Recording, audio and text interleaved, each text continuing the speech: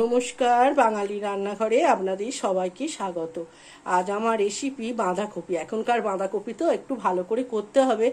এখন আমি আলুগুলো নিয়েছি, এরকমভাবে কেটে ছোট ছোট টুকরো করে এই আলুগুলো আমি এর মধ্যে দিয়ে ভেজে নেব, লাল লাল করে ভেজে তুলে রাখবো।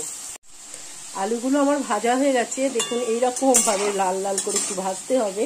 যেহেতু এখনকার সময় বাঁধাকপি, সেই জন্য আলুগুলোকে এরকমভাবে ভেজে দিলাম, নিয়ে তুলে নেব। এই তেলের মধ্যে আমি এখন দেব একটা শুকনো লঙ্কা, একটা ছোট তেজপাতা আর দেব জিরে।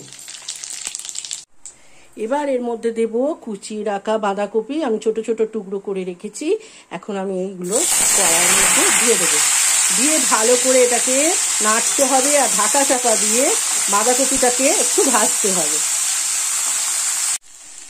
বাঁধাকপিগুলো আমি সামান্য তেলেতে একটু ভেজে নিয়েছি ঢাকা চাপা দিয়ে দিয়ে, আর মাঝে মাঝে আমি খুলে খুলে নেড়ে দিয়েছি। দেখুন কি সুন্দর কালার এসেছে।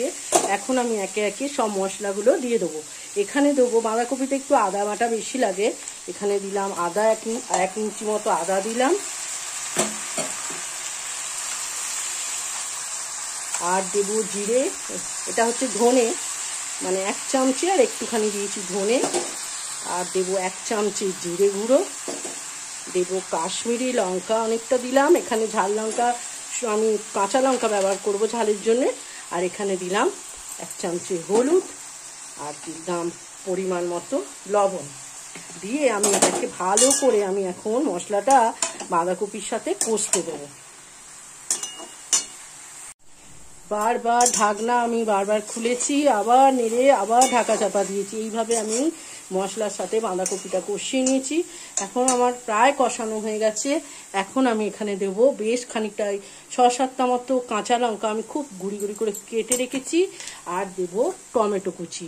আমি এখানে বড় টমেটো একটা নিয়েছি, দিয়ে ভালো করে আমি এখন এর সাথে কষাবো। আর এখানে আমি দেবো পরিমাণ মতো একটু চিনি, যে যেমন মিষ্টি খান সেভাবে দেবেন, আর যদি নাও খান সেটা বাদ দেবেন চিনিটা।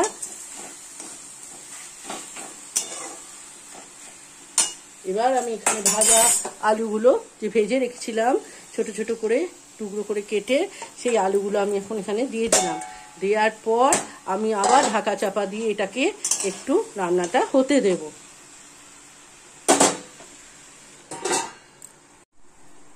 আমি এখন ঢাকনাটা একটু খুলে নিলাম। খুলে নেওয়ার পর এখানে দেব বেশ খানিকটা ধনে পাতা। ধনে পাতাটা দিয়ে আমি আবার এটাকে নাড়বো না, এখানেই ঢাকা চাপা দিয়ে আমি আবার একটু 5 মিনিট মতন আমি বাঁধাকপিটা ধনে পাতার সাথে একটু মিশিয়ে দিয়েছি। এখন আমার সম্পূর্ণ রেডি হয়ে গেছে বাঁধাকপির তরকারি। এই রেসিপিটা এইরকমভাবে এখনকার বাঁধাকপি এইভাবে খেয়ে দেখবেন, খুব ভালো লাগে। এটা আমার বাবার রেসিপি, বাবা এখন নেই। এখন আমি এর মধ্যে দেব 1 চামচি ঘি। ঘিটা লাগবে, ঘি আর ধনে পাতাটাই এই রান্নাটার মূল উপকরণ। এখানে দিলাম, এই দেখুন 1 চামচি, বড় চামচের 1 চামচি ঘি। আর আমি কিছু করব না, এবার একটুখানি রেস্টে রেখে দিয়ে কড়াইটা নামাবো। এখন আমি গ্যাসটা বন্ধ করে দিলাম। যদি এই রেসিপিটা আপনাদের ভালো লাগে, একটা লাইক, শেয়ার আর কমেন্টের জন্য অনুরোধ রইল। চ্যানেলটা সাবস্ক্রাইব করবেন, যাতে নতুন নতুন রেসিপিগুলো আপনাদের কাছে পৌঁছাতে পারে। ভালো থাকবেন, সুস্থ থাকবেন, ভালো খাবার খাবেন।